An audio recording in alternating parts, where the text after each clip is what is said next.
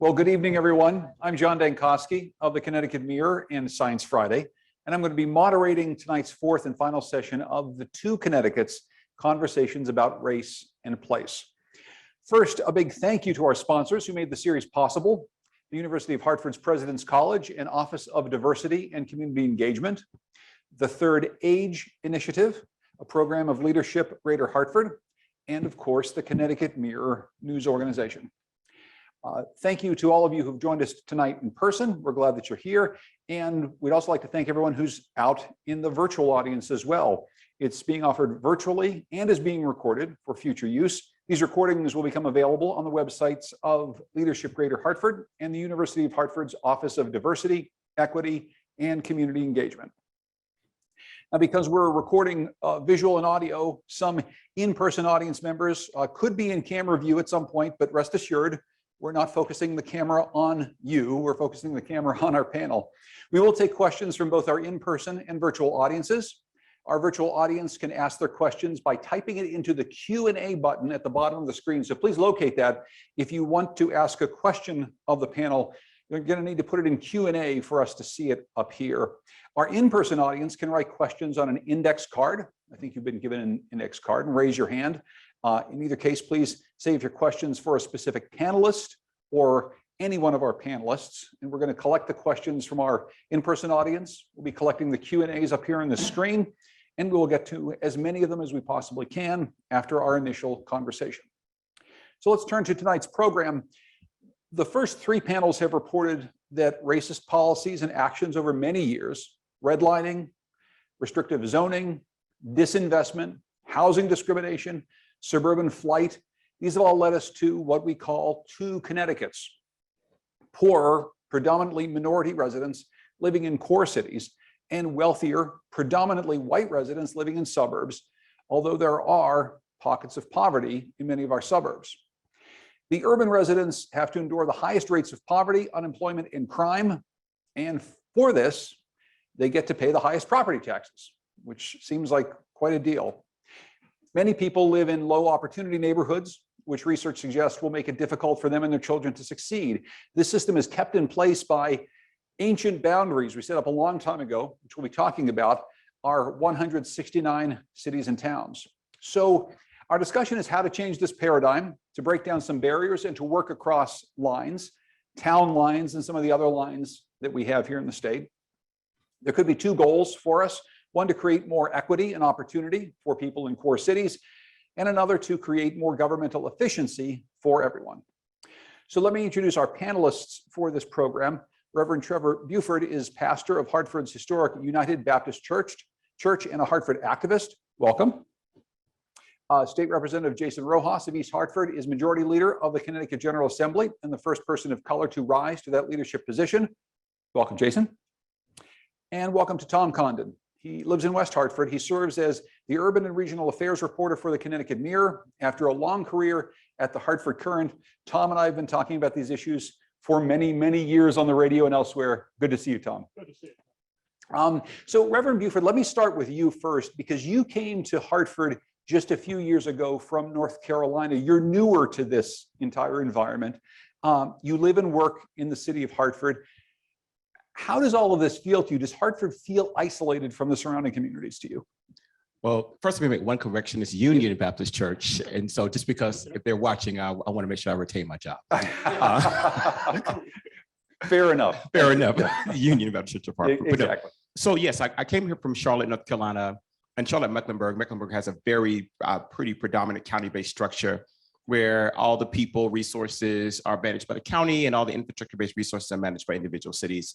That's a broad stroke answer to that. Well, for me, I did not know fully what I was walking into, but made the decision to live and work in Hartford because when I found out that if I lived in West Hartford or East Hartford or Bloomfield, I would not have the ability to have say in what happened in Hartford as much politically and otherwise. I knew that I had to say this. So that's my first interaction was when I was choosing where to live. It does feel a bit isolating for the city itself because, you know, I live in a spot and if I drive literally 5 miles, I see a very different community outside of Hartford.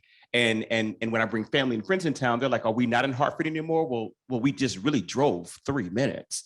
And it was like, well, yes, and the money in this part of the county city stays here, and this money stays here. So it feels as if Hartford itself can feel isolated both economically and in diversity, and in access to resources by being in the structure that we're in now.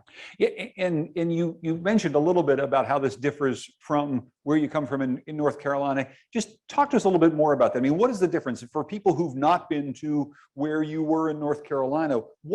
How is it different? So the county-based structure says that for infrastructure-based things, roads, buses, et cetera, or some things, then the city, taxes and thereof will support that particular area. But for Department of Health and Human Services, schools, they use the tax structure, the property taxes from around a much larger area to help fund certain things as far as county government is concerned.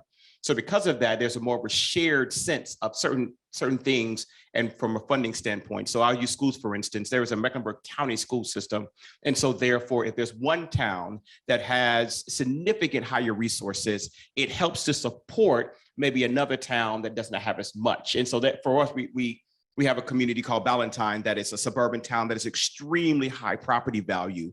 However, in inner city Charlotte that has less of the higher property, they kind of even the playing field some by creating opportunity for those resources to be shared across economic lines. And so that's probably the biggest system is for human-based services. We look at a far more regional approach and say that because we recognize that people move in and out of different areas pretty quickly. And so therefore it's a way of looking at how we support those and create more equity, even though it has its fair share of challenges, create more equity across the board. Yeah, Jason Rojas, when you hear that manner of governing, how does it strike you as someone who is part of this system of how to run a state? Well, yeah, first, thank you everybody for sponsoring this, the Third Age Initiative, obviously the Connecticut Mirror and the University of Hartford. Thank you for hosting this important conversation because it is so foreign to us here in Connecticut. The political psychology of our state does not allow us to look beyond the very parochial, town-based system that we all live in and that we only know. Because there is no county government in Connecticut. Obviously, we have counties for purposes of geographic reasons, but other than that, since 1960, we've had no county government level to speak of whatsoever. And it's somewhat frustrating because I often think about the opportunity cost that exists because we continue to operate in the way that we do, and maybe it's around the cost of local government, but also it's not just about savings. It's what about policy outcomes, right? Is there a better way to deliver services? Are there better outcomes of the policies that we're trying to address if we were to do them on a more regional basis rather than attempting to do it on a town by town basis? And I think we saw that even with the pandemic, right? I think there's 74 public health departments in the state of Connecticut. Many of them are very small. Many of them have one person, two people. We're in the middle of a pandemic. They're supposed to be giving advice to their chief elected official about what to do, yet they're a one-person office or a two-person office. What are they supposed to do in those situations? Or if there was a natural disaster, what would happen in a small town where there's one dispatcher sitting in the basement of a police department and suddenly they're inundated with 150 calls? Well, chances are they're going to have to take those calls one at a time. There's probably mutual aid agreements with other towns, but that all really leads to slower response times around public safety, right? And that's one example, something I've been talking a lot about, and Tom knows this, with our public service, our public safety dispatch centers, right? We have 110 of them in Connecticut. There are many states and counties around the country, the size of Connecticut, that have one, servicing that entire geographic area. Yet here in Connecticut, we still believe that some reason we need 110 police dispatch centers, or most people don't know there's probably 300 fire departments / fire districts in the state of Connecticut, despite only having 169 towns, right? So when you duplicate that effort, or when there's a lack of coordination between all those various government entities, what you have is bad outcomes, I think, bad policy outcomes, or perhaps less than ideal outcomes because of that disconnectedness. So you raise the governmental efficiency piece of this, and I think we'll get more to that. We're also talking quite a bit about just the real hard barriers that people have between places. Tom, let me turn to you. I mean, what do you see as the state right now of the city-suburb relationship in Connecticut? To borrow a line from the late Hartford Mayor Dominic DeLuco, I see it at a new height of lowness. For example, earlier this year, the Hartford Courant reported that several suburban towns hired away, I would say poached, police officers and teachers from Hartford. They hired them away for their towns. That's the antithesis of regional cooperation. That's crazy. But I mean, we got to get on the ball here. Weakening the core city, which is taking away its teachers and trained police officers, doesn't do the region any good. It hurts it.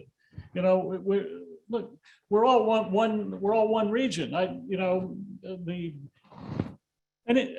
me just ask the audience here. Do you know what town you're in right now? You know what town you're in? Bloomfield? How many think you're in Bloomfield? How many think you're in West Hartford? How many think you're in Hartford?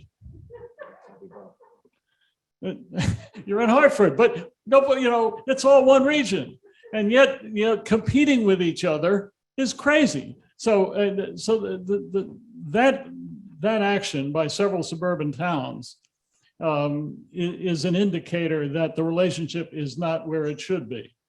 But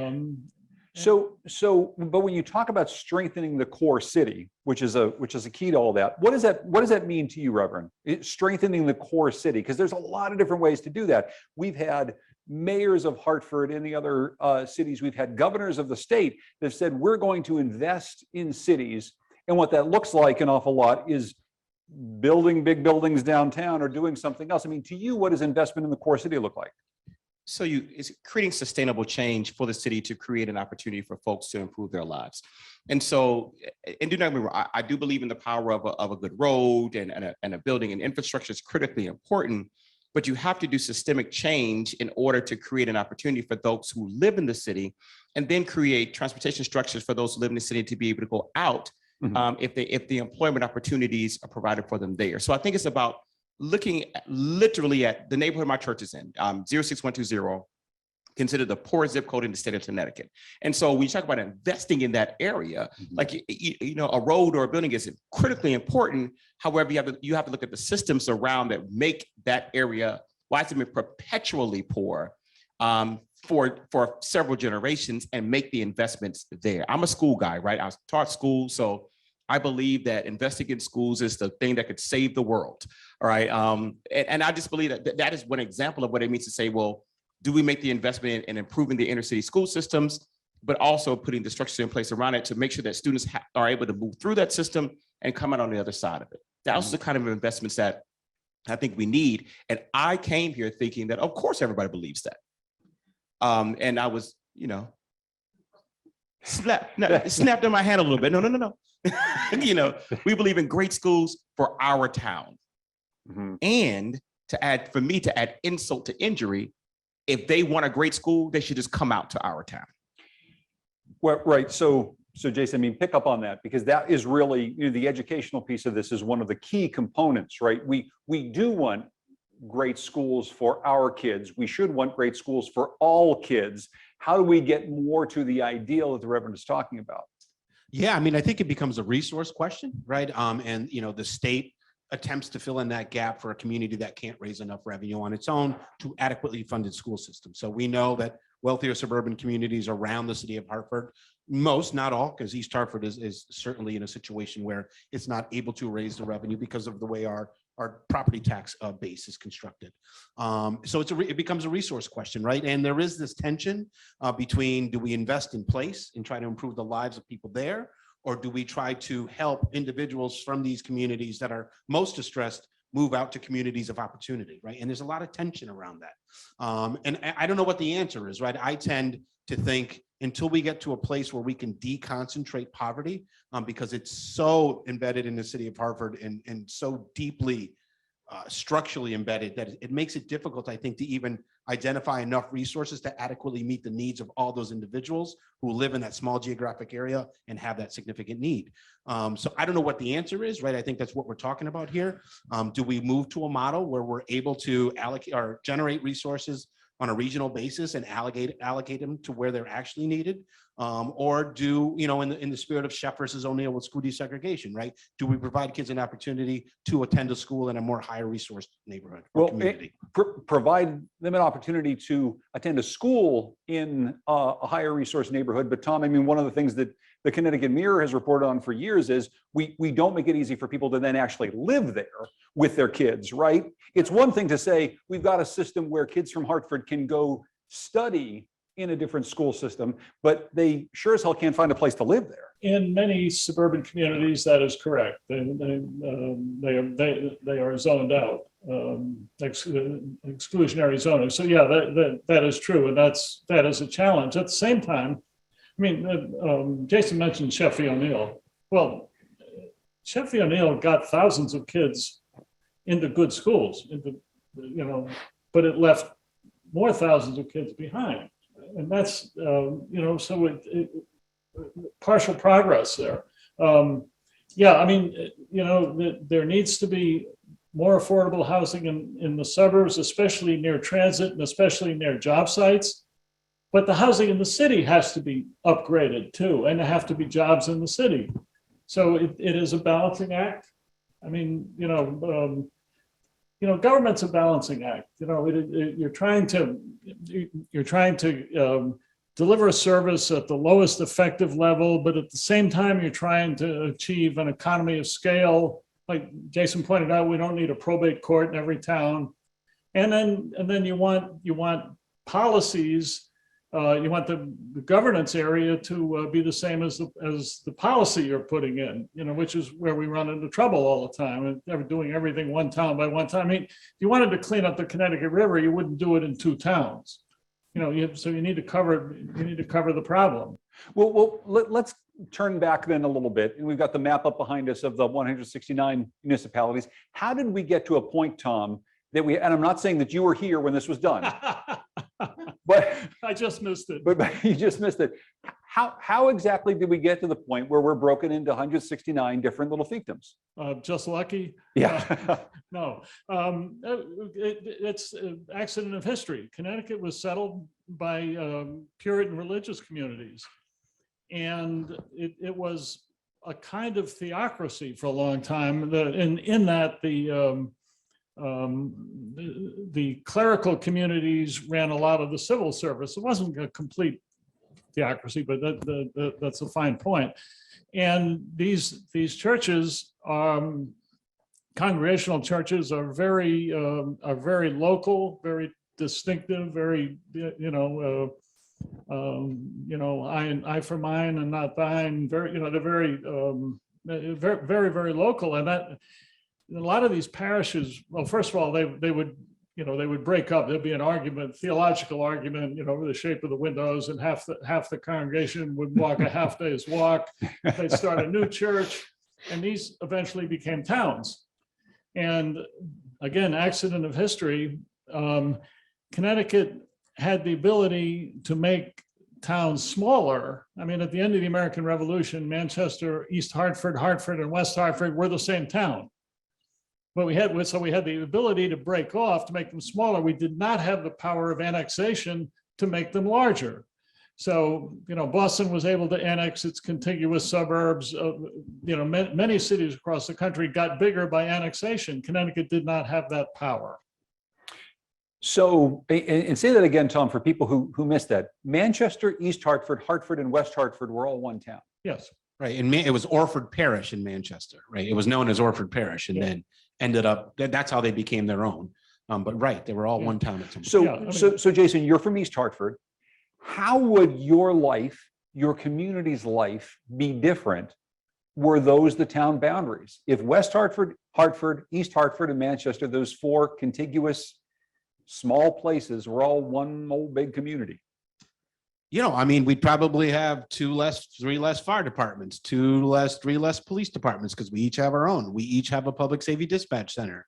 We each have our own public works. Actually, in East Hartford, there's 3 different public parks and recs departments, right? There's the town side, then there's the Board of Ed side, or the town side has public works that maintain certain things. And then the Parks Department has their own public works that maintains parks. And sometimes there's a park abutting a school and there's 2 different departments in town maintaining each of those different properties despite being in the same place. So I think we'd have a lot less of things, probably a lot better coordination in terms of how we're handling roads or even snow removal, right? There had been on Route 83 in Manchester, the Manchester snowplow will stop at the Glastonbury line and turn around and go back north on Route 83 in Manchester, rather than just keep going around the corner in Glastonbury and finishing that road, right? I mean, it's those types of little things that really add up to a lot when we think about it. But Reverend, I'm thinking bigger about that too, right? Like this whole idea of if you wanted to live in the city of Hartford because you wanted to be able to affect the change in the city of Hartford, to have a voice in that. But if you were part of a town that was 4 towns wide, you would, in theory, be able to live a lot more places and be able to affect what's happening in Hartford, right? You could live on the outer edges of Manchester on a farm somewhere. You could live somewhere in West Hartford in the town center, but you'd be still in the city of Hartford, and there'd be one group of people that you could hold accountable for that place being great, educationally and every other way. Well, yeah, I mean, when you think about where I came from, like there were certain things that were city-based, right? And then there were certain things that we knew needed to require more insight, more governance, but also coordinated services, as Representative Rojas talks about. And so, so then I would choose, based upon the areas in which I wanted to in fact change, how I would engage. But it would not force me as a new resident to say, I've got this much space to live in if I care about this. So I care about the community around my church. Mm-hmm. So because I care deeply about the community around my church, I had a limited space to live. Mm-hmm. If I wanted to be an actual citizen that could vote and do the things that affected the church in which I live. That inability for options also, I think, adversely affects Hartford or other cities, because it means that, if I'm a person who wants a house of a particular size, I have a family, I come from other places, then I have to make decisions about the community I care about and where I live in the same spot. And I think that is terribly challenging for newer residents. Mm-hmm. Quick anecdote, when I was in Leadership Greater Hartford Executive Orientation Program, we were talking about how all the new senior leaders that were coming to the city weren't really shown houses in Hartford. Mm-hmm. Because it was encouraged that if you have children, then you don't need to live in Hartford if you have children. And so some of your top level leaders that all of us moved to the city 5 years ago, most of us, I don't have any children. So it was like, okay, well, you can live in Hartford, but if you have children, then you may want to consider going someplace else, which then took senior level leadership, subsequently their incomes, out of the city in which most of us were stationed to work. For me, Mm-hmm. that's almost creating a system that dooms the inner city to fail. Yeah. And it's not just their income they take with them, right? It's their sense of commitment to that home city. In particular, with a lot of our large employers now, they are global, right? They're a lot less local than they used to be. And I think that results in leadership decisions that don't really benefit the home communities in which they're located and in which their employees actually go to. And coupled with that is the employees don't live in this city either. And I think about Pratt Whitney and East Hartford. East Hartford was built on Pratt Whitney. Everybody's mom, dad, grandmother, grandfather worked at Pratt. Now I question how many people who work at Pratt actually live in East Hartford. Very, very few. They all drive in, but they take that disposable income with them and they go out and they have beautiful Canton centers and Avon centers and Simsbury centers. And there's very little commercial in the city of Hartford because there isn't a disposable income to support it. And the same dynamic is playing out in East Hartford. There's a donut hole almost around us. Lots of wealth in Glastonbury. They have their little economic area to hang out and go to restaurants. South Windsor has it now. Manchester has it now. Nothing left in East Hartford. Yeah. Hartford. Just to add, when you lose the headquarters, you also lose the charity work for the most part. Mm-hmm. I mean, if the headquarters is here, they are much more involved, and so that is the nonprofits are going to suffer. So I want to ask you, Tom, about the county system that we don't have that we could have in a second. But before we move off of this bigger town model, sure. I asked the other two panelists about this. I mean, what do you see as the advantage of a bigger town, like a bigger central city? Let's start with economic development. If we look at metro governments around the country, they are doing amazing things with regional economic development. I mean, international trade, manufacturing, I mean, just all kinds of stuff. And anyone who's interested in this, the National Association of Counties has a website. Then counties are just these are counties or metro governments, and they're doing amazing stuff. Do we have any regional economic development? No, I can't think of any either. I mean, we have a state. The state does, brings hedge funds to Stanford and all that, and we have local, opening restaurants around the corner and stuff. But in that middle tier of regional economic development, I think that's killing us. Because we've lost population, our economic growth is stagnant. So that's what I think the advantage of now. There are efficiencies also, of the larger cities. Jason said, you don't have to have, a police chief, fire chief at all in every little town. You can have one countywide, and Reverend Beauford pointed out, one countywide operation. I mean, with Harris County, Texas, which has a larger population than the state of Connecticut, it has one public service answering point, one 911 call center, very technological. Yeah, this is so we got. Oh, it's up there. Yeah, we have the map behind us here. Is this is the city of Houston overlaid on the state of Connecticut, right? And if you look at it, it's kind of remarkable, right? The city boundaries of Houston take up almost the entire state. And this is something that, I saw this map, you and I have talked about this in the past. There's some things that make a whole lot of sense about that. Far be it from anybody from Connecticut to say Texas is doing it better. So, or even, North Carolina is doing it better. So maybe, Reverend, if you could, I mean, what are some of the downsides of the system you came from, right? Like, this isn't all roses here, having a county system and having a much different system than we have here. I can't talk down about North Carolina, but I may offer. You're allowed because you're in the north. Because I'm now, Connecticut sir. now. Yeah, Yeah. I'm the, Only Duke basketball. Only Duke basketball. Right? But I mean, so there's access to service, and then the normal disparities that come when you have that kind of level. So I mean, so of course there were still inside the county structure communities that got more access to resources than those who did not, or those who we didn't have snow plows, but who would have gotten plowed first versus those who didn't, because you did have one system managing it. I mean, there's still economic disparity inside of that. I worked with a school that was in the county system that still was very different than the school that was in the suburb. But the difference was I was able to hold a person accountable for that in a different kind of way. So you still have economic disparities, you still have access to resources, you still have small things, you have still a lot of things that the average citizen will struggle to access because of the size of it. And in a city county structure, if you don't read up, you don't know who to call. So is this city or is this county? And so it's not seamless by any stretch of imagination, but it does give you, for the human services, a bit more line.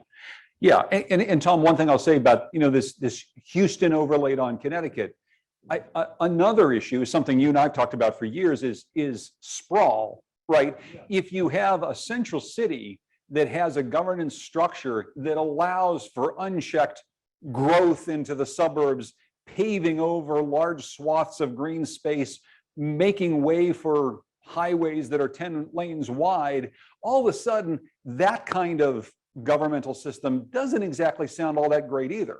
Like, you have more checks on it when you got a bunch of towns saying, oh, hell no, you're not building a highway through here.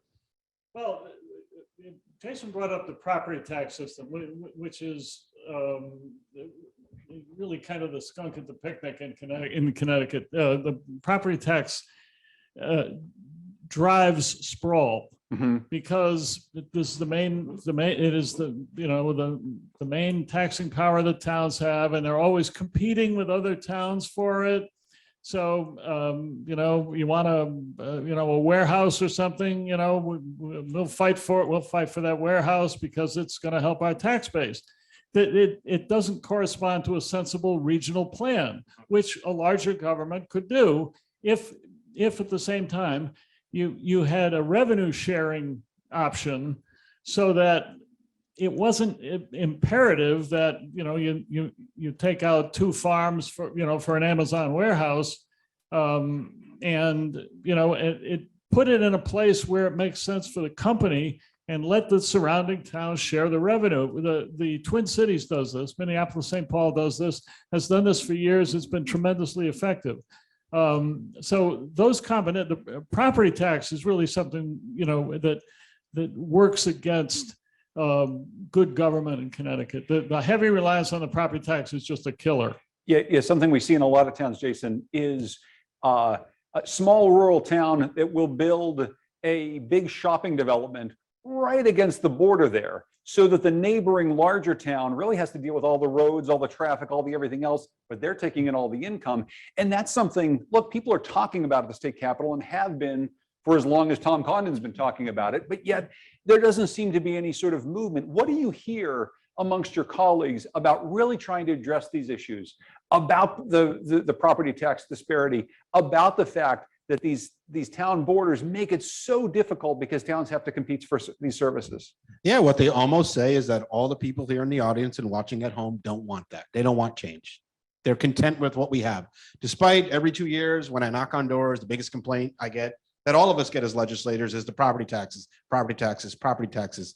Yet they will stand up in the building and say, none of my constituents want to do anything that would result in us losing local control. And I respect local control. I mean, I think that's one of the challenges with government getting too big, you can hold, it's harder to hold your elected officials more accountable. You have less direct access to them. There's the potential for that, knowing that you can go to town hall and, your town council person is your neighbor. So, there's something to be said about that.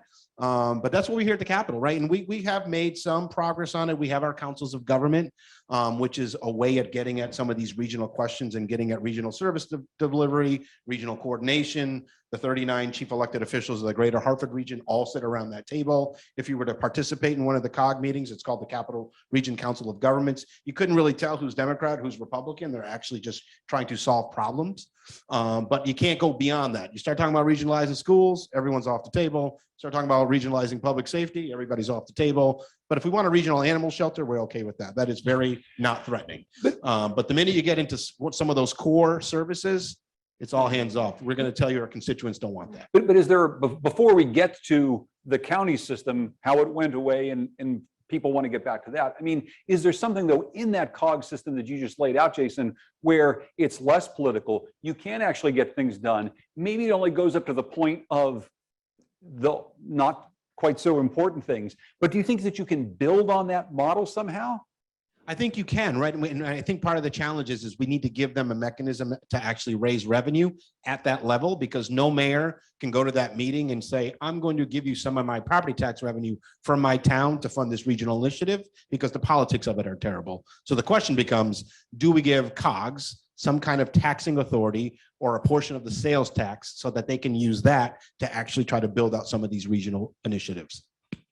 Let's talk about counties. So we talked about the 169 towns, how we got there. Tom, we have counties in Connecticut. We can probably name them all, but we don't have county government. Can we explain a little bit about how we got to this point where we have counties, but they're essentially useless? Yeah, sure. Yeah, they are.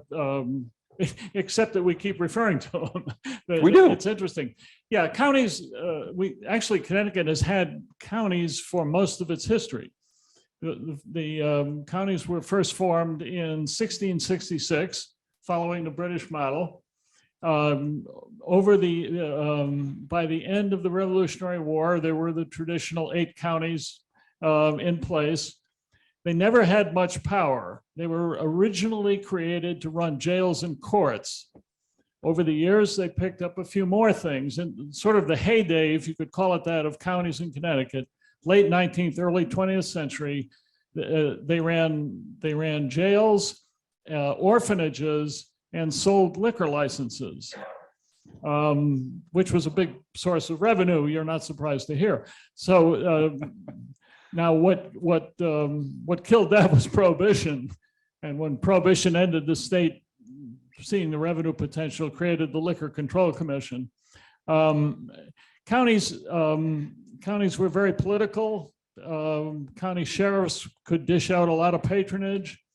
Counties could have, so what happened in the 20th century is they gradually gave up power to the state. And in some ways that made sense. It made in a state as small as Connecticut, it made sense to have a state run the road system, which counties had done, and jails.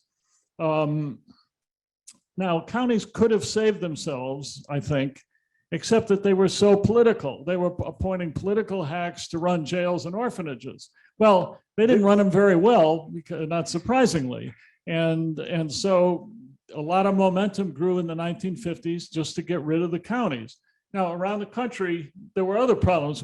Other states had problems with counties, but the options were to make them better or get rid of them. Some places made them better. Connecticut got rid of them, except they were kept in place as geographical entities for census data reporting, which we're about to change. We're about to go to the 9 cogs as county equivalents.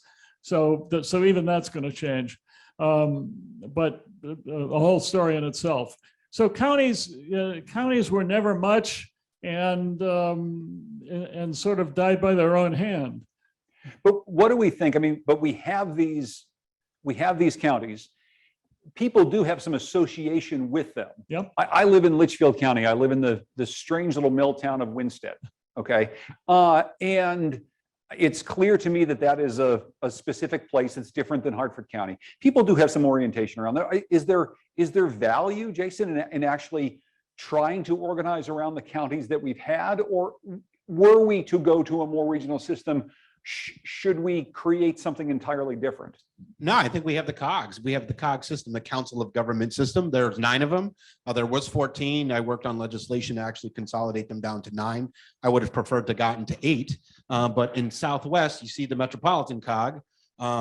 Rumor is that the Western Southwest COG didn't want to be associated with Bridgeport. We were trying to say, well, we really should combine you two because 95 actually brings you together, whether you like it or not. But the politics were so bad that the Fairfield County towns wanted nothing to do with Bridgeport. They didn't want to be associated with Bridgeport. So the compromise to get the bill done was to leave the little Metro COG there. Actually, there used to be what now is Western COG, actually used to be 2, but they combined to form 1 Western COG. But we really should be down to 8, which more or less match up with their counties. So the system is there. It's a matter of whether we want to embrace it, we want to invest in it, we want to actually have them do more. But I don't know that there's a political will for that. Like literally, what could be more emblematic of what we're talking about than people in a regional council of government saying, we don't want to have anything to do with the big city here? I mean, that literally, that is the definition of what the problem is. That comes back to probably your first 3 sessions in this series, right? It's the classism and racism that exist in the state. Yeah, that's right. You know, I could make an argument for counties. We talk about the fragmentation of town government in Connecticut. State government is also fragmented. DOT's got its regions, and DCF has its regions, and none of the state service areas correspond to each other. It's it's a bureaucratically Connecticut's a mess, and what everyone says counties, that's another layer of government. Technically, it's not. Technically, counties are subsets of state government. So you could make an argument, whether they're called counties or not, that creating common service districts, which what counties are in a lot of states, would be more efficient, would save Connecticut money, and would be bring some coherence to what is a mishmash of city, of town and state government. Reverend, now that you've been here a while and you've gotten to know this region and the city of Hartford, I mean, as you look at these various options of how we could share services, how we could break down the barriers of the town lines, what are the things that strike you? What are the ideas that resonate with you? So immediately I think of how we're able to create more equity across the board if you convince council governments to be able to share resources. I mean, the reality is that, like, for instance, we all know that Hartford has an enormous amount of government property that isn't taxable. I mean, there's those things so you're able to share resources to create more equity, or being able to move between the two. If your Department of Housing is regional. It helps people to be able to move and find where they live. The other idea that comes to me is literally what happens to many of us who move here. I can live and work and care about one entity. Mm-hmm. So if I wanted to live in Glastonbury, work in Hartford, and care about both those areas, I now don't have to choose. Mm-hmm. And so therefore my access, my advocacy, my resources are now able to share because I see it in a different way versus as we talk about our talent and our gifts moving out to suburban towns in a way that really does damage the community. So immediately I think of a way that we are able to take people like me and say, where do you want to live? Well, guess what? You can care about where you work and care about where you live at the same time and provide access to resources. Jason, of course, just said something that is very important and is a part of the other conversations we've had so far, that there are a lot of barriers to that, and they're not all governmental. So I mean, full transparency, right? I have been in a lot of conversations about big bad Hartford, right? We don't want to go over there at night. It's a tough place. I'm scared to leave. I mean, I even deal with, some people I work with now that are scared of this place.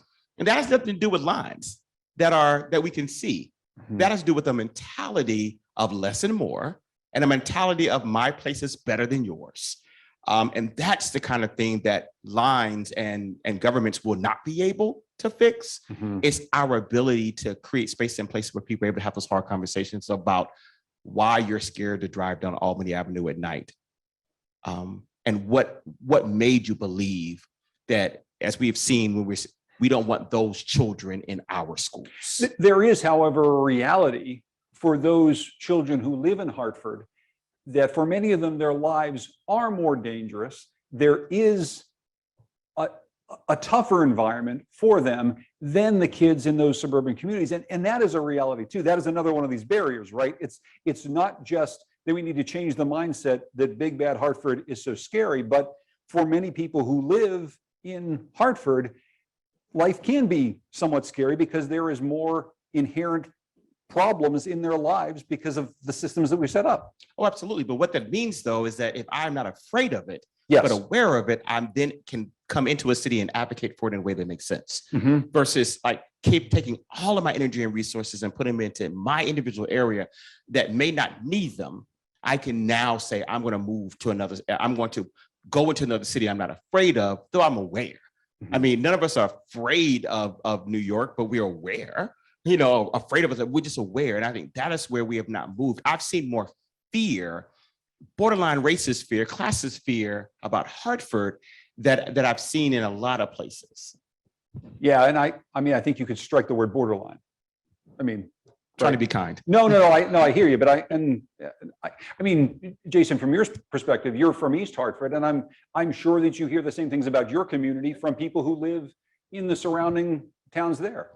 Absolutely. People ask, where my children go to school? And they go to East Hartford Public Schools. Oh, right. Or even when I went to University of Connecticut, I told them I live in East Hartford, and they were like, oh, and I think there's this perception in their mind that my town is like one large housing project.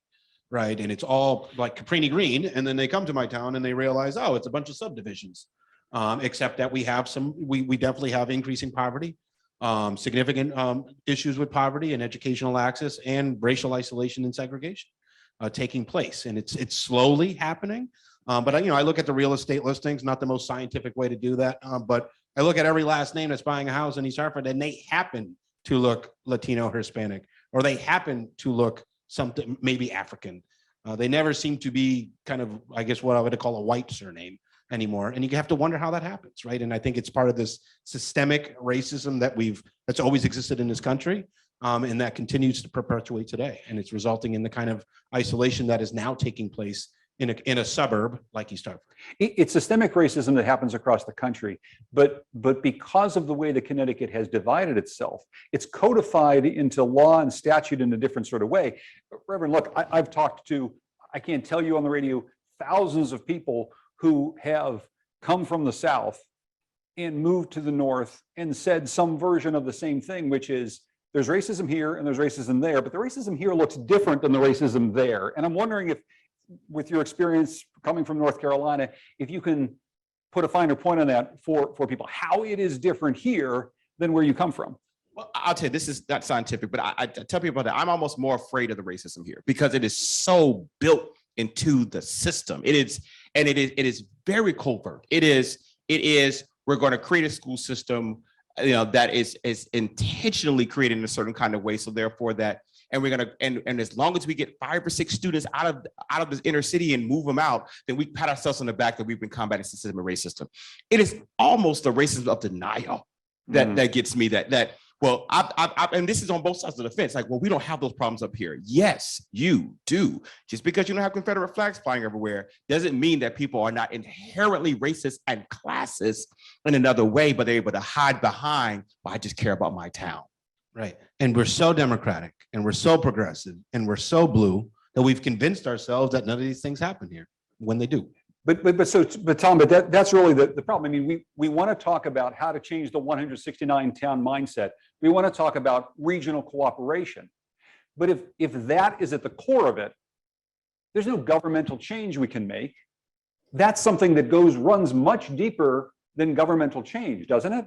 Sure does. But governmental change can open us to personal change, I think. Public policy often follows public opinion. And it is, I think we could start by doing a study. We could start with the economics of it. We could start at Brookings and Rand and all these, studies of what would it cost to have a metro government in Hartford? But let's say we'll create all the contiguous towns into one municipality. And by the way, there's no set formula for this. We can have any kind of government we want. We can keep the towns, keep what everybody likes about the towns. The 4th of July parade and the Little League and everything, but have an overlay of services. So we can create what would the financial aspect of it be? That would be an interesting study because that would give us a start. And then we need to keep it on the agenda. I mean, we need to keep talking about it because in sort of the age of urbanism in this country, with 1880 to 1920, roughly, what made cities work was contact. Rich people and poor people, not that they were perfect or anything, but, went to the same churches, were in the same lodges, played the same sports, went to the same dance halls and movies. You had contact. And that's what makes contact makes cities work. People meet each other, they talk, they start businesses, they do things. What the problem with where we are now is that we're not getting that contact. I mean, Avon Mountain, might as well be Mount Everest. They're really not getting, between the city and the Farmington Valley. Just pick one example. There isn't much interchange, right? Well, I was going to say that kind of mixed housing, mixed schools brings the barriers down that we're looking for. Like it is. My mother said it didn't happen because of post segregation. But my mother tells me of a day where she lived next to her teacher and next to the pastor. So you had degreed and non-degreed on the same street. Now, yes, it was segregated around race, but there was a sense of community of so you played with people who may have had a different level of exposure than you. So therefore you may see your life in a different way because of the exposure.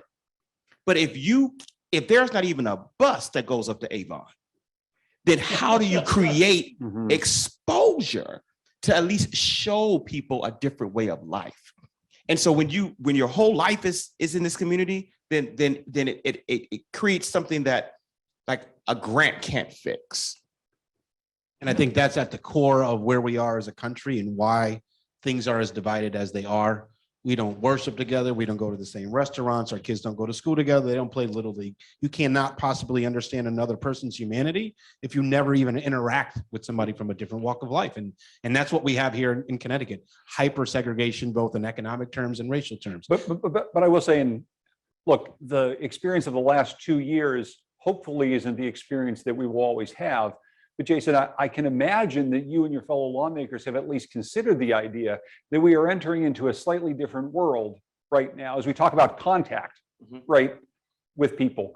We're making all sorts of different choices about contact. And maybe the next 10 years are going to look an awful lot different in terms of how we gather together, where we decide to live. The governor has touted the fact that we've gained population here in the state of Connecticut. People are buying houses in the Northwest Hills of Connecticut because they're coming up from New York because they don't want to be in the big bad city anymore. Is there anything that we can capitalize on or think about in a new Connecticut that might change this somehow? Or are we even putting up bigger barriers if we've got people coming from New York living in a far western suburb, not having any contact with anybody anywhere around them?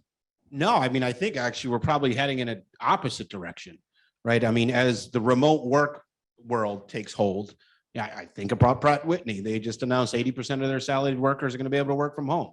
Well, if they don't live in East Hartford, that means they live probably somewhere down Route 2 East. And they're never going to come back to East Hartford. And if you look at the demographics of every town down Route 2 East, they're pretty white and not brown or black at all. And I think it's only going to get worse if that's the direction that we're heading in. I'll say this. I mean, I live in downtown Hartford, and I've watched the community just change in the last year and a half. Yep. Like, just people not coming in, not being able to have conversations. And so now, I mean, the residents are fairly diverse, but it creates this isolationism when you're talking about cities that were built around, or communities that were built around people coming in to go to work, people coming in to eat at a restaurant, and at least coming in to do some interaction with other people. Yeah. Tom, I'd love for you to pick up on that idea, because I mean, I think we are entering into a different era of how we work. And we may never see the Pratt and Whitneys come back the way they were. And what that means is the deli across the street isn't selling any sandwiches. And all of a sudden, it really does change things. It does. Oh, it really looks like a brave new world, and it is going to be tough to deal with it, because I really think contact is essential. And by the way, that we were talking about racism in the North. I think Dr. King called it polite racism, and there it is. And I just want to add something too. I know we're talking about regionalization for purposes of saving money. I also would like people to think about how much more do we pay for having a lack of regional coordination. And I think again about Chef, not to be critical of Chef, but we spent $3 billion over the last 20 years to desegregate Hartford Public Schools. $3 billion. Right, the bulk of that paid, we know where income tax revenue comes from, not necessarily from City of Hartford, more like places like Avon and Farmington in the southwest part of the state. How much more do we pay to address these really intractable issues that we allow to continue, whether it's who lacks access to healthcare, whether it's the criminal justice system, whether it's disparities in education? All of us are paying that much more because we refuse to deal with things in a different way. And I'm kind of past the part of trying to speak to the morality of these questions because it's just not getting through to people. So now I'm trying to talk about the economics of it, because I think that's what gets through to people. Well, yeah, the economics, I mean, you spend enough time talking about Connecticut politics with people, and they almost always say, what are the economics of it? And that really is almost the only language that you can speak sometimes. I know that some of you out here in the audience may have questions. I think you have note cards. If you want to raise your hand, someone will, I'm sure, bring those cards up to me. We've got some questions from the audience that is online as well. Richard asks, what expanded role can the Council of Governments play in fostering more regionalism? Should the state be more supportive of the COGS? We've talked about this a little bit, but maybe we can just expand on that a little bit more. What more do you think the COGS can do? Anybody? Just for openers, there's more regionalism going on than most people realize in some of the COGS. The COGS have, we may be in a slow evolution. The state's slogan there a few years ago, still revolutionary, perhaps should have been still evolutionary. We're slowly turning, slowly doing some things, usually minor services, more regionally. But police communications, I mean, up until a few years ago, police radios in Greater Hartford couldn't speak to each other across town lines, which was crazy. and CROG straighten that out with the captain system. Online permitting, well, animal shelters, there are a number of purchasing. So there are a number of things that are being done regionally. So the challenge, I think, and I think you said earlier, is can we build on that? Can we get to the next step? And I think to at least to open the door, we need to be able to prove that it's economically sound.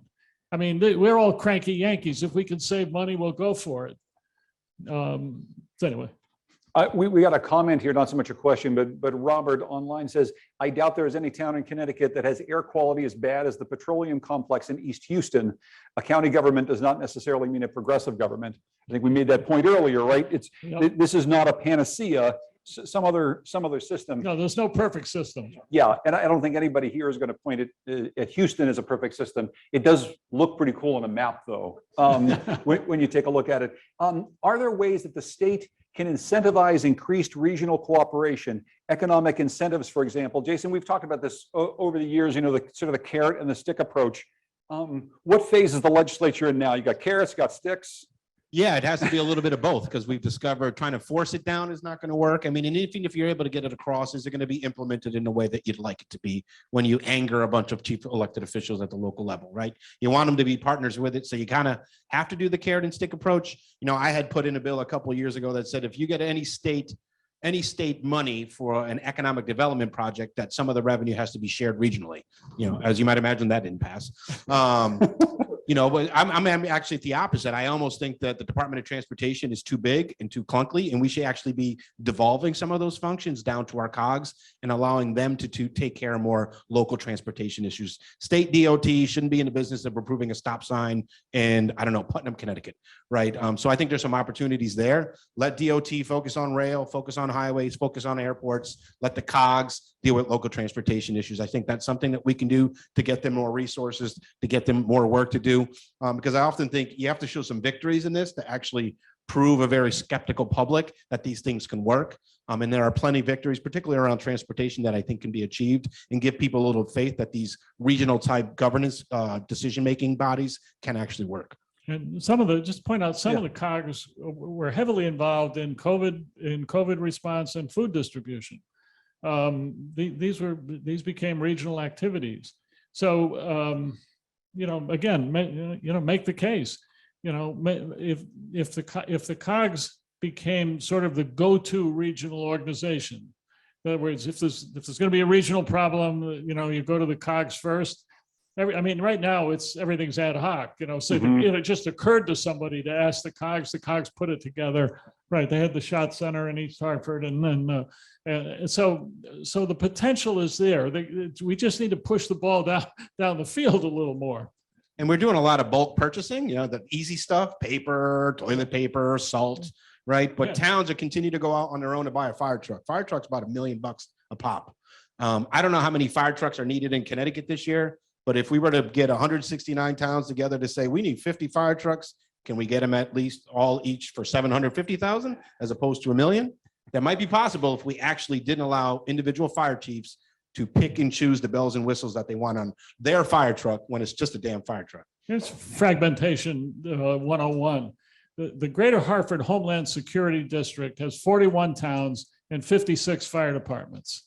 Now, there's two things wrong with that. It's more fire departments than we need. And why 41 towns when the Capital Region Council of Governments is 38 towns and, Hartford County was 20. All of the regions are all different sizes. So the advantage of some kind of regional government structure would be at least that the regions would be the same size. And you could get some economy of scale, which is one of the things you're shooting for. But also there is a moral question though, are we creating the kind of community in which we all want to live? And what barriers do our fragmented nature put up into getting that done? When you have a city that has literally one high school, one middle school, one elementary school, two elementary schools, and you have a senior staff that's probably, because you got to have a superintendent, you got to have a assistant superintendent, you got to have all these people, to manage 500 students. What barriers that create, and what money could be used in other ways in space if we thought differently about, me, my, mine. It's almost as if there are moments when we act like we're three, like mine. And what do? When kids do that, we say, no, you need to share. But then do we model that in other places? Since you're talking about schools, we actually have a question from an anonymous attendee. I think it's a really good one. It's a little long, but I'm going to read it here. It says, listening to these comments, I think you have to be very careful about making statements and assumptions that students from Hartford who attend schools in the wealthier suburban communities actually do better short and long term. Hartford students confront intense, subtle, and not so subtle racism and are othered in these communities. It's its own form of violence, perhaps worse than violence found in poorer inner cities. I've looked hard, but haven't found statistically significant long-term studies demonstrating better life outcomes for city students that attend suburban schools in Connecticut. Are we all believing in a myth? Oh, absolutely. And this is not a popular thing I need to say. So I've always said that what we have said is that going to school in a suburban town is a better experience. But we never quantified that. We've done it by test scores, stuff like that. But is it a better experience when you're not going to get asked to prom, or you're not going to get invited to the birthday parties? You're going to come in and you're known as we've seen, we've actually done some work with GIA. And one of the things I'm on a group that really talks about, racism in public schools, where you have teachers who are talking about those kids from Hartford. So I get it. The buildings aren't as good, maybe, or maybe there's some leaks, but at least you have the opportunity in an inner city school to have a teacher that doesn't look at you as an other or a scholarship kid or those kids from Hartford. So I actually deeply believe in the comment. It's not a popular. I don't believe going to school in a suburban town makes your life better. Not even close, because of the underlying racism that you feel when you walk out there and you are known as one of teachers saying those kids from Hartford. See, Larry has a question. How might regional governments address the food deserts and health disparities that result from zoning? This is another big issue, right? The services that we're talking about, all the various things that you need to live in this world, Jason, they're not available in all communities. Sometimes you have to travel quite some ways. Reverend was talking about this earlier. Transportation is a huge piece of this, but access to high quality food is something that's a big problem for an awful lot of people in the state, that no one should suffer from that because of our size and because of our wealth. Yeah, and that's a difficult challenge. I mean, from what I know, grocery stores operate on very thin profit margins. They're obviously going to operate where there is greater disposable income. And I think that's why you see, Whole Foods, or 2 of them or 3 of them in a West Hartford or in Glastonbury. I drove by 3 Whole Foods today, but none of them in an East Hartford. And it's why you don't have a comprehensive grocery store in a place like Hartford. And East Hartford, we're on the verge of losing a second grocery store. There will be none in the north end, none in the central part of town, one on the Glastonbury line. Wow. I mean, what happened? A lot of people in the south end of Hartford go to Wethersfield to go to grocery stores. The problem with that is sometimes they get stopped by the Wethersfield police, because they're looking for drugs or weapons or whatever, and so the Wethersfield police have been doing that for years. Go to the grocery store. That's right. The Wethersfield police has been doing that for years, and it's something that news outlets like the Connecticut Mirror, Connecticut Public Radio, when I worked there, the Hartford Current have been reporting on for years, something that hasn't changed. But speaking of news, Gary writes, television news seems to take violence out of context, sensationalizing it to acquire more viewers. How is that to be addressed? You'd think that isn't necessarily a huge part of a regionalism conversation, Reverend, but it is. I mean, it's part of how people view the city that you live in much differently than the city across the border. Oh, absolutely. I mean, we perpetuate the myth in media about how bad it is, right? Or how tough it is, because something happens and unfortunately there were some things that happened, on our church parking lot, but our city officials handled it well. Our police department didn't do what they needed to do. No one got hurt whatsoever, but my phone rang like, do you feel safe at your church now? Well, yes, because I trust our public safety office to manage one incident that happened, and incidents happened everywhere across the state, but it's not front page news. Social media is just making it even worse. Of course. Right. I mean, I think now, if people, I mean, even with the whole conversation we're having around juvenile justice, the language that was used by some of my colleagues, they were inundated with crime. It's a crime wave. No one is safe. And then I go to West Hartford Center, see a bunch of people eating dinner on the street. Like, those people don't look like they don't feel safe. Right. And you can, in Glastonbury, everywhere you go. So it does get just perpetuated. And then there's social media and our inability as adults to actually filter information and not fall into the trap of sharing that sensational story about crime. And local news is the worst at it. You should just call it bad news, because I watch it every morning and it's the same thing. I don't even know why that one shooting, as awful as it was, somehow needs to rise to the level of being reported on the news the way it is. Because again, obviously I blame all of us, because that's what seems to get our attention. It is a fair criticism of local news that it reports too much crime news and plays it up too big. Obviously, you want to report the news, but the problem with it, I think, is that it's easy. The police will issue a press release, and you run out and you take a picture of the yellow tape, and that's the story. It's easy, but it really needs to be balanced with the other nuanced coverage of communities, which there's a lot more to them than that. We have another question here for a representative. Is there any indication that Connecticut will consider fair share affordable housing legislation this coming year, which would require regional planning? Oh, I wonder who asked that question, because that was my bill last year. So, given the way that it went last year, I am sure we will debate that bill again, fair share, right? Coming up with a formula that allocates a certain amount of affordable housing that every community would be responsible for developing, so that we just don't all put affordable housing in Hartford, right? Not that we shouldn't invest in more housing in Hartford, we're doing that, but spreading out the affordable housing so that people have more access to opportunity. Or if a resident from the city of Hartford works out in a service job in Manchester, can they choose to live out in Manchester and not have to take an hour CT transit bus ride to go 7 miles to Manchester? But the politics of it are horrendous, right? Because it's affordable housing, one, which is a problem in and of itself. And then two, it's, so the state is taking control over our local decision making. But the politics are terrible in Connecticut in large part, not because you're a Democrat, but not because there is a Republican boogeyman on the other side of it necessarily, although in some cases there is. But what we hear, boogeyman too.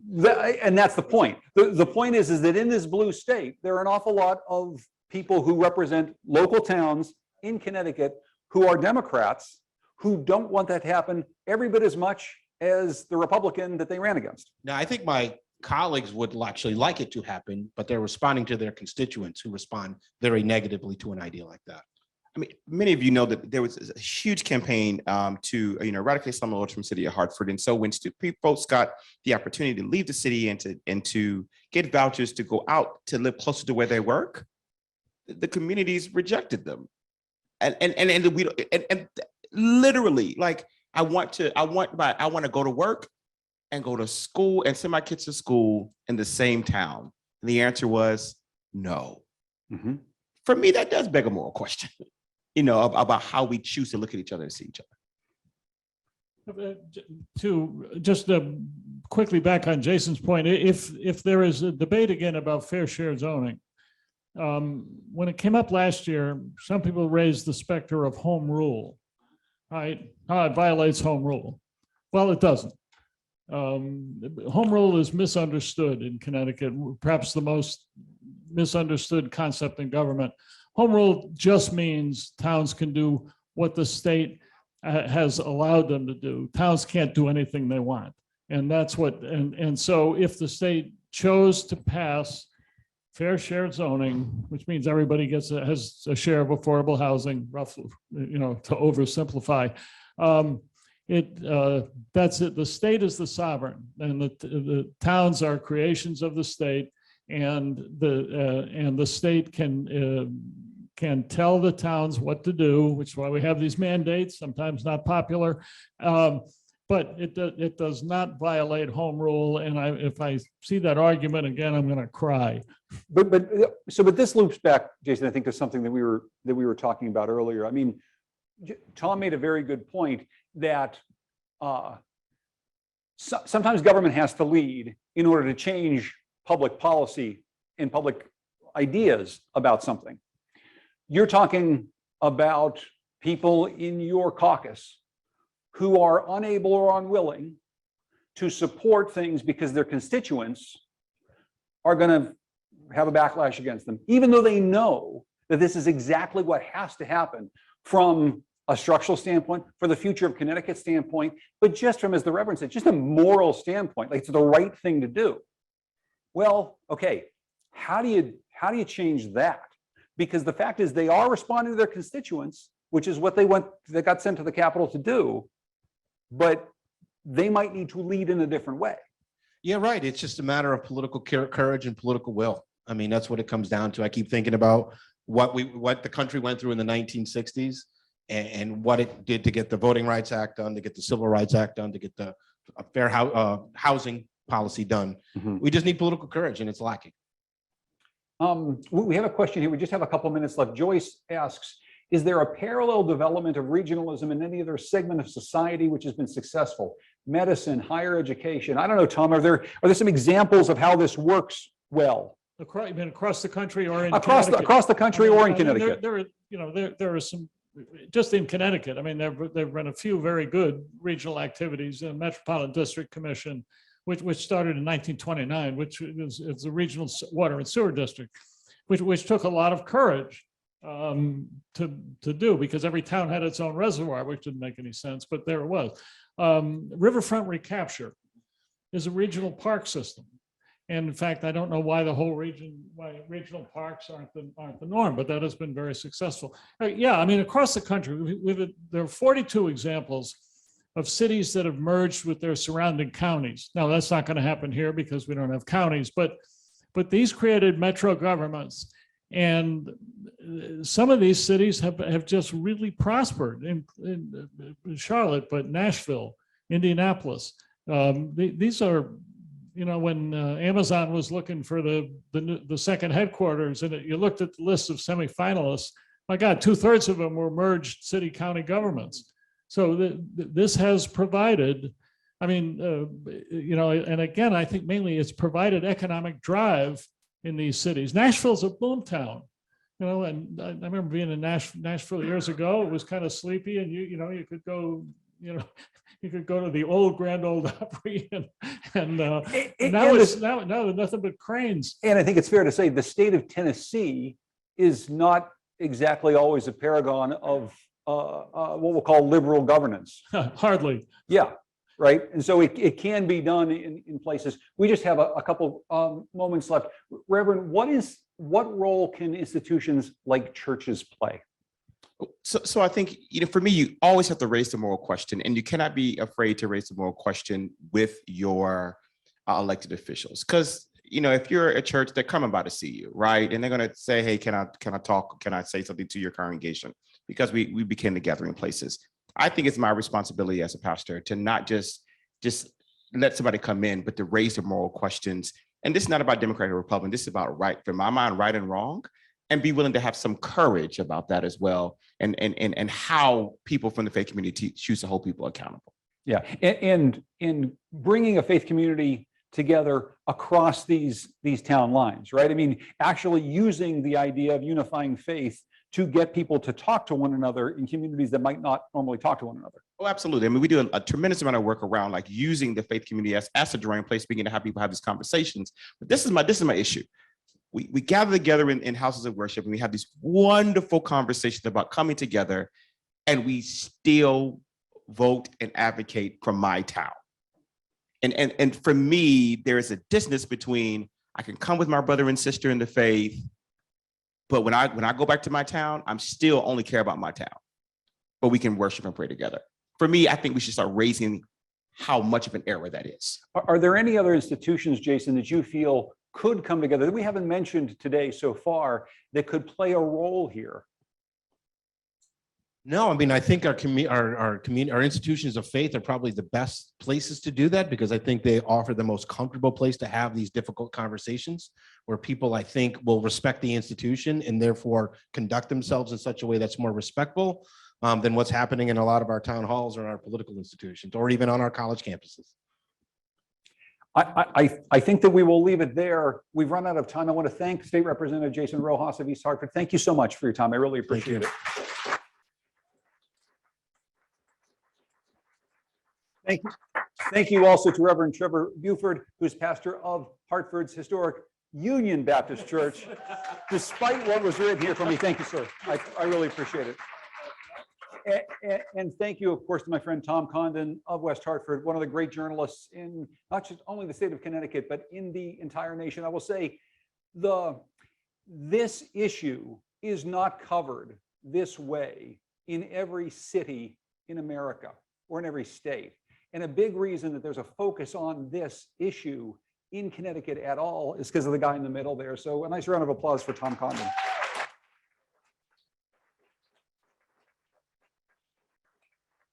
So our Two Connecticuts program has come to an end. I want to thank all the sponsors, Leadership Greater Hartford and the Third Age Initiative, the University of Hartford's President's College and its Office of Diversity, Equity, and Inclusion, and of course, the Connecticut Mirror.